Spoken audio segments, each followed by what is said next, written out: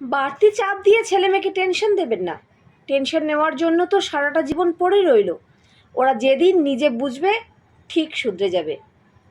হ্যাঁ বন্ধুরা, এইরকমই একটি গল্প নিয়ে আজ আমি আবার চলে এসেছি। তাহলে চলো শুরু করা যাক। আমি অধ্যাপক আর আমার স্ত্রী হাই স্কুলের শিক্ষিকা। সকালবেলায় আমার গিন্নির মেজাজ আর চায়ের জল একসঙ্গে ফুটতে থাকে। আজ হঠাৎ গিন্নির আদেশ হলো, তিতলি মানে আমার মেয়ে, স্কুল থেকে ডাক এসেছে, তোমাকে যেতেই হবে। অঙ্কের দিদিমণি দেখা করতে চেয়েছেন। অগত্যা যেতেই হলো। গিয়ে দেখি বিশাল একটা হল ঘরে চশমা আটা অঙ্কের দিদিমণি বসে আছেন। গম্ভীর গলায় ডাকলেন, অনন্যা পাল। সেই ডাকে অনন্যার মা উঠে দাঁড়ালেন। চলল অনন্যা কোন কোন অঙ্ক পারেনি তার বিশ্লেষণ। তার সঙ্গে পাল্লা দিয়ে চলল বেচারা অনন্যার মায়ের তীব্র আস্ফালন। এতগুলো টাকা খরচ করে মাস্টার রেখেছি, আজ বাড়ি চল, তোর হাত পা আমি ভাঙব। পল্লবীর মা আর বাড়ি পর্যন্ত অপেক্ষা করলেন না। তিনি হলের মধ্যেই পল্লবীর চুলের মুঠি ধরে কয়েকটা চড় মেরে বললেন, আজ তোর বাবা বাড়িতে আসুক, দেখবি ফাঁকি মারার কত মজা।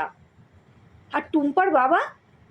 টুম্পা 3টে অঙ্ক ভুল করায় তীক্ষ্ণ কণ্ঠে বললেন, সামনের 3 দিন টুম্পার খাওয়া বন্ধ। এভাবেই কেটে গেল অনেকটা সময়। অবশেষে ডাক এলো, তিতলি চ্যাটার্জি মানে আমার মেয়ে, যার জন্য আমার এখানে আসা। দিদিমণি বলে চললেন, আপনার মেয়ে তো অর্ধেক অঙ্কই পারেনি। আমি বললাম, অর্ধেক অঙ্ক তো পেরেছে, আর একটু বড় হলে বাকিটা শিখে নেবে। আপনি টেনশন করবেন না ম্যাডাম।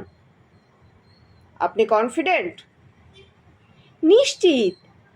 আসলে কি জানেন ম্যাডাম, আমি আর তিতলির মা মাধ্যমিকে দুজনে মিলে অঙ্কে 100 তুলতে পারিনি। তবুও আমার অধ্যাপক হওয়া কিংবা তিতলির মায়ের রাগী দিদিমণি হতে কোনো অসুবিধেই হয়নি। তিতলি খুশি হয়ে বলল, বাবা আজ বিরিয়ানি খাবো। আমি বললাম, টুম্পাকেও ডাকিস, ওর বাবা ওকে 3 দিন খেতে দেবে না বলেছে।